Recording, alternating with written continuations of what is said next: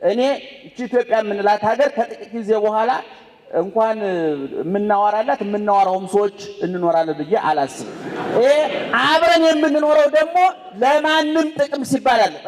እኔ ማለት ማንም አንገት ማንም እግር አይደለም። ሁላችንም አስፈላጊዎች ታየ ማን አንገት ማን ራስ ነው። ግን በትክክል ራስ ማን ነው? እግርስ ማን ነው? እጅ ማን ነው? በሰውነት ክፍላችን ትርፍ አካል አለው? ትርፍ አካል የለም። ጆሮ ራሱ የጉትቻ ማንጠልጠያ አይደለም። እኛ በትርፍ ስራ እያሰራ ነው። ጆሮ መስሚያ እንጂ ጉትቻ ማንጠልጠያ አይደለም። አሁን የኮንትሮባንድ ስራ እየሰራንበት ነው። አንገት የተፈጠረው ሀብል ማድረግ አይደለም።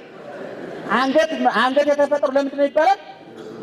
አዙሮ ማሰቢያ ነው ይባላል እንጂ ሀብል ማድረግ አይደለም። እሱ ተጨማሪ ስራ ጨምረንበት ነው። ጭንቅላት ለኮፍያ እሱ ተጨማሪ መከራ ጭነንበት ነው። አንዳንድ ሰው ለሱቅ ሌላ ነገር ይከራየ በጎን የሚያስቀሟሉ ይባላል። አንገታችን ለማተብ ለቁም ነገር ሲሰጠን ሀብል ጨመርንበትኛ እና እኔ አረቀን ብናስብ ሌላው ቅድም እንዳልኩት ሀገር በጣም ብዙ ትርጉም ነው ያለው። በዛ ትንታኔ ውስጥ ለመስጠት ብዙ ባለሙያ መሆን ይጠይቃል። አንዳንድ ጊዜ የሬዲዮና የቴሌቪዥን ጋዜጠኞች ሁላችሁም እያልኩ አይደለም ካላችሁ ፕሮግራም ሳይዙ ሲገቡ ያስታውቋቸዋል።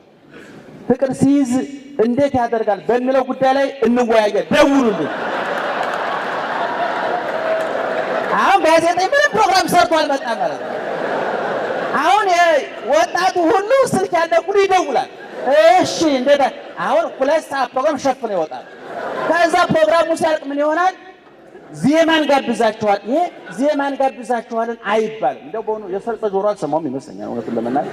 ዜማ ጥቅል ንግግር ዘፈን እንጋብዛችኋልን የሚባለው። ለምሳሌ አንድ ሰው ክትፎ ቤት ሄዶ በሬ በላው ነው ክትፎ በላው ነው ምን የሚባለው?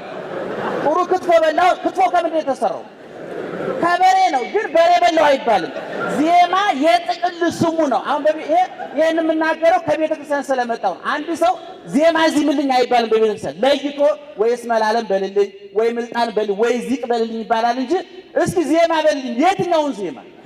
አሁን አንድ ዜማ ጋብዘናችሁ እንመለሳለን አይባልም። ጋዜጠኞቻችን ስብራት አስተናገደ የሚል የስፖርት ጋዜጠኞች ካላችሁ በተለይ ሮናልዶ ስብራት አስተናገደ ሲባል የባላንዶር ሽልማት እንዳገኘ ነው የሚመጣው አይደለም። ስብራት አስተናገደ አይባልም። ይሄ በጣም የወረደ ቋንቋ። ስብራት ደርሶበታል ምን አስተናገደ ቋንቋ በራሱ ለጥሩ ነው። እኔ ከዚህ በፊት ጣቢያ ሳዳምጥ የስቅለት ጋዜጠኛዋ ጽሑፍ ታነባለች እና ኢየሱስ ክርስቶስን ይዘው የሰቀሉት ፈረንሳውያን ናቸው ብላ ጻፈች። ፈሪሳውያን ነው ንባቡ። አሁን